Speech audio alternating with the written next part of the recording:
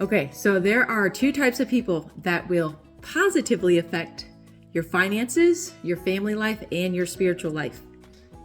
This is wisdom I've learned, and I'm going to share it with you. The first one is that merciful friend or relative, that one compassionate, patient, long-suffering person that you can call and get a hold of when things aren't going well.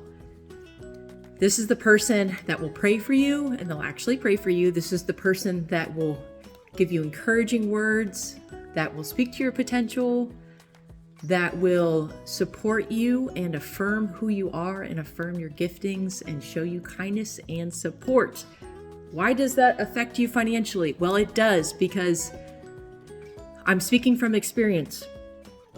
So I had a situation that was very difficult I was dealing with, and this relationship that I have, that I've been blessed with, I've been working with her for the past 12 months, and we call each other back and forth. She sends me voice notes.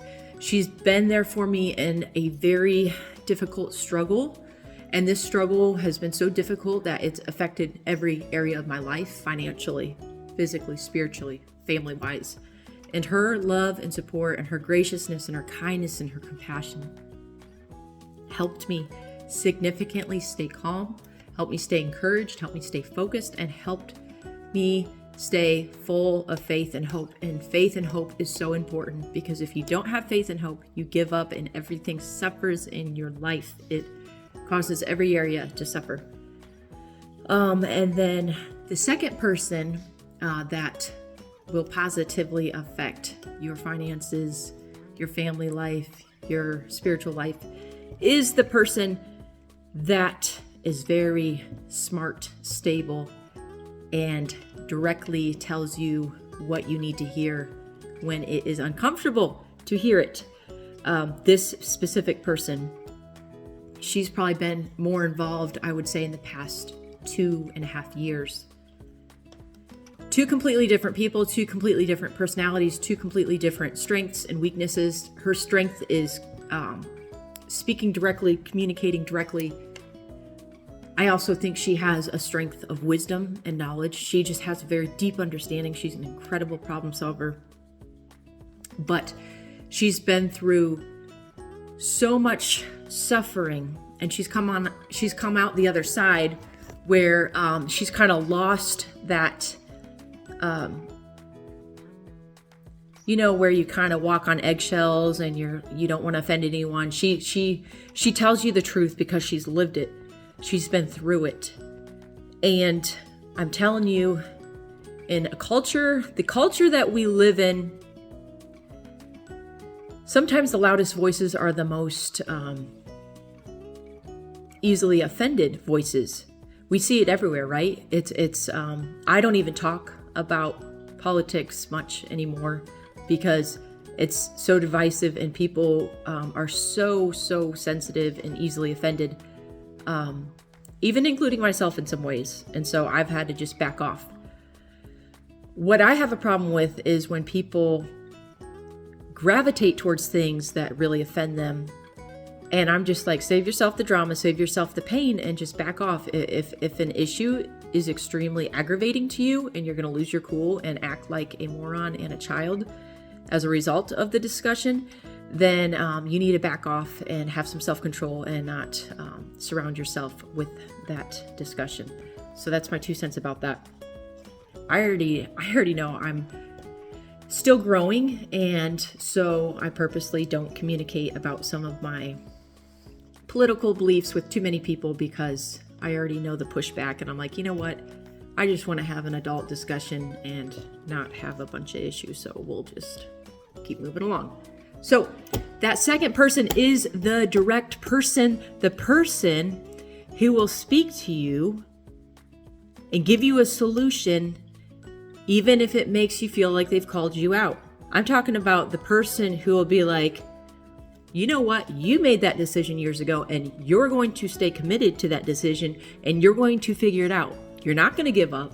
You're not going to blame. You're not going to have a pity party. You're going to figure this out, and you're going to be an adult, and you're going to move forward, and you're going to honor your commitment. I'm talking about that kind of person. And when you're struggling, when you're struggling with depression, sometimes that's the last person you want to talk to, because they're going to go through all your bull crap and all your excuses, and they will challenge you to find a solution. And heck, most of the time they'll give you the solution. And sometimes in your heart of hearts, you'll realize that you don't really want a solution. You just want to whine. And so I'm telling you, this is my life. This is my life experience. Why am I getting on the internet, not knowing what's going to happen with this video, who's going to see it, who's going to make fun of it? I only upload videos that I feel convicted of, that have value, that can offer value to people. I don't upload videos for attention or what's another reason? I mean, my channel is definitely not monetized, so it's not for money. So allow me, as someone who's getting late in their 30s. I can't believe I just admitted it. I just like to say I'm in my 30s, okay? You don't need to know how high up in my 30s I'm getting. So as someone who's lived life, look, I've been married for several years. I'm raising children. I'm paying bills. I am continuing in the faith. So I do have something to give. I have something to show for. There is stability in my life. There is consistency in my life. And I'm trying to offer you value. So if you can think of someone in your life who's been merciful and compassionate, think of how their compassion gave you the strength to be a good mom just one more day. Do you ever think about it? I don't know about you guys. I've had a lot of challenges, very difficult challenges. And the compassion and the mercy and the prayer support and the friendship I've received gave me the strength to function as a normal adult instead of just caving into my overwhelming feelings, because it is so difficult. Certain challenges are so difficult, and there's a reason why I'm being a little bit ambiguous about this. But anyone who's listening to this, you're thinking of your own challenge. I know there's at least one challenge that really grates on you, that is so humiliating at times, so frustrating at times. And all you need is that merciful person in your life to give you that support and that strength to face another day. And that does affect your finances, because guess what? My work performance is going to go to crap if I'm feeling overwhelmed and alone. And where that other person comes in, now this other person who's very direct and strong, she actually pushed me in a job that I had been doing that I was ready to quit after the 3rd month. And she pushed me and challenged me. And I almost did a full year of a job that I didn't think I could even do 3 months, because she challenged me, because she pushed me. And it was so difficult, but I was able to buy a vehicle, a nice vehicle, because of it. And I'm like, if I hadn't listened to her, if I hadn't just been like forced myself, I wouldn't be able to afford what I had. So this is the vehicle I drive now. Lord willing, I will rise to meet every new challenge when the time comes to get a new vehicle. And then this friend who's direct, she recently gave me some marriage advice, some pretty tough love marriage advice. And it was hard to hear. But guess what? I followed her advice, and immediately it's like my house came under order again. Things started like shaping up in my home. And it's just incredible. And I just want people to be honest. Know your heart. I mean, I don't think any one of us will ever fully understand our hearts. You know, the Bible says our hearts are wicked and deceitful. And the older I get, I'm realizing how true that is. So many times I rather just make excuses. So many times I rather just pine away for some fantasy. And the reality is, as you get older, you are responsible for more than just yourself. You're responsible for those people that are closest to you. And I really want to challenge you to get in touch with people that are more mature than you, and I challenge you to get ready to change, be willing to change. And, it's just so incredible. One thing this person told me recently, she says, I don't know why I always have to be the one that changes, but somehow I do. And she said, maybe it's because I'm stronger. Maybe I'm the stronger one. And I was like, wow. Because sometimes we look at ourselves and our weakness and we're like, we're too weak. This is too overwhelming. But I personally have the gift of focus. And if I make my mind up, I will see it through. And I'm realizing not everybody has that. There are some people that are struggling so badly. I mean, think of your husband. He's working full time.